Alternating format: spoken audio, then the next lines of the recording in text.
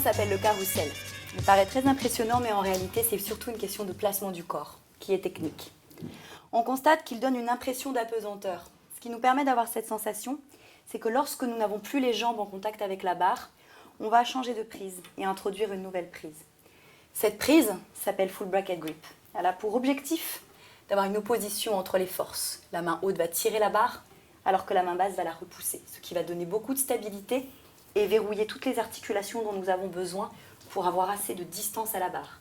C'est un mouvement, il ne faut absolument pas être collé, au contraire, il faut s'en repousser. Donc cette prise, la main haute est haute comme d'habitude, l'épaule basse.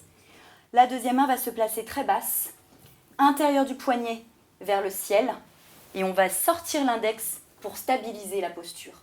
Si vous êtes comme ça, non seulement vous allez vous faire mal aux doigts, mais la figure ne sera pas forcément très stable.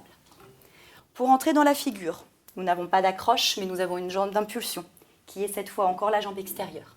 On va donc faire 4 pas. 1, 2, 3, 4. Ici, la jambe extérieure va donc décoller bien tendue, le corps se placer face à la pôle, la jambe est déjà placée en position carrousel, c'est-à-dire fléchie, le pied bien pointé, le genou bien ouvert. La main se place tout de suite très basse, très tendue. Il ne faut surtout pas lâcher l'articulation du coude, il faut qu'elle soit verrouillée. Et de là, il va falloir que l'on décolle du sol. Donc vu que nous sommes en l'air et que nous avons déjà de l'élan, on va repousser le sol avec l'autre jambe et venir la placer en miroir. Alors attention, les chevilles ne se croisent pas, les pointes de pied se touchent. Pour la sortie, nous allons replacer notre main basse en baseball grip, s'en servir comme appui pour dégager la jambe devant et remonter, tout simplement.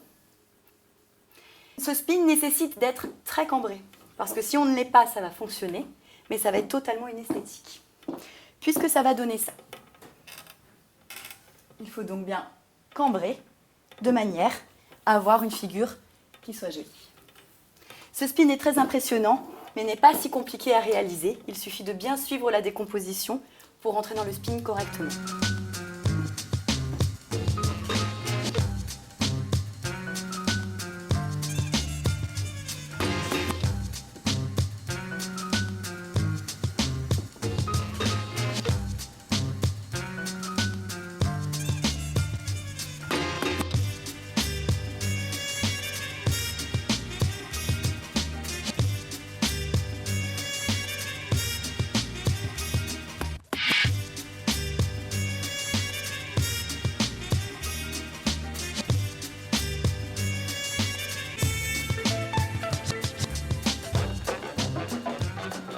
Voilà, c'est une figure du niveau débutant.